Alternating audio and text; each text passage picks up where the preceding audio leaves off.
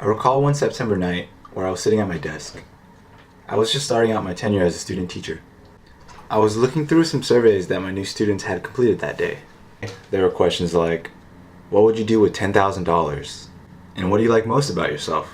Their personalities and individuality was clearly evident in their responses. One question in particular stuck out to me. It had students complete a sentence, and it went like this. Science, because it's hard for me and I can't seem to have fun with this subject sometimes. Science, because it's really complex and it's a little difficult to follow it.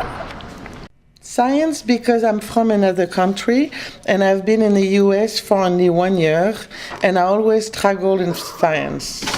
I feel least confident in science because I don't like to study science. I was a little nervous. This didn't seem like a good start. Here I was at a middle school, walking baby steps and still figuring out how to manage a classroom. Needless to say, my initial days were filled with self-induced stress and the feeling of being overwhelmed. Not wanting to think about middle school or graduate school, I logged into Netflix and for some reason decided to watch a Bruce Lee film.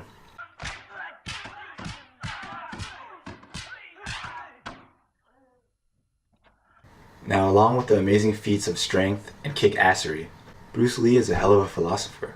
In regards to questions about his fighting style, Bruce Lee famously said, "Absorb what is useful, discard what is not, and add what is uniquely your own." Although I would not be throwing punches or roundhouse kicks in the classroom, these are words of wisdom in my craft of teaching. In absorbing what is useful, I found that technology works. We live in an age in which ideas are shared at an instant. Young people and adolescents may be the most familiar of these circumstances.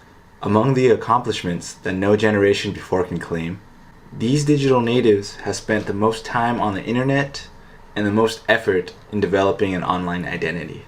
I realized that with a simple passion to improve a learning environment, technology could provide the means to do so. Bridging technological applications to the classroom, I utilized a social learning platform called Edmodo. It enables teachers to facilitate an online community of learners. I like to think of it as Facebook for school. Students can engage in meaningful discussions with one another and interact in an online setting. Curriculum, instruction, and learning really doesn't have to end in the physical classroom. Edmodo's true potential was understood when I wanted my students to have a discussion on the ethics of genetically modified organisms, or GMOs. Initially, an ethical debate in a class of 36 kids seemed downright unrealistic. I imagined kids yelling over each other, 3 or 4 students dominating the conversation, and the majority of students wallowing in silence. We instead encouraged our students to speak loud with their fingers. With clear-cut guidelines for online etiquette and discussion rules, we let the students type. It sounded like a beautiful downpour of rain. Students articulated a balanced understanding of the pros and cons of the issue. And when they disagreed with one another, they did so in a way that only led to further understanding.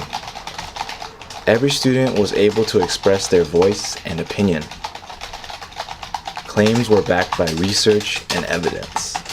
These kids expressed opinions with one another to exercise their agency in a world filled with matters that they can positively impact.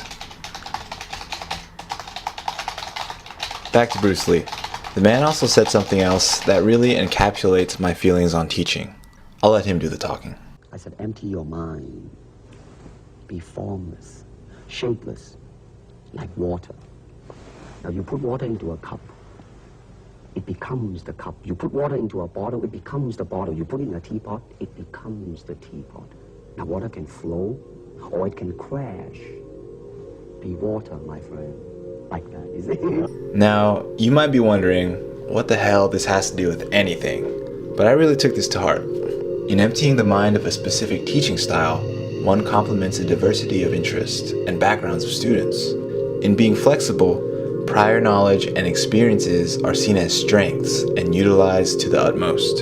In making teaching more fluid, scaffolds and supports exist where students specifically need it. In being formless, all types of intelligence are honored and guided. With this philosophy close to mind and soul, I intend to flow with the brightness and ethereal realities that teaching has to offer.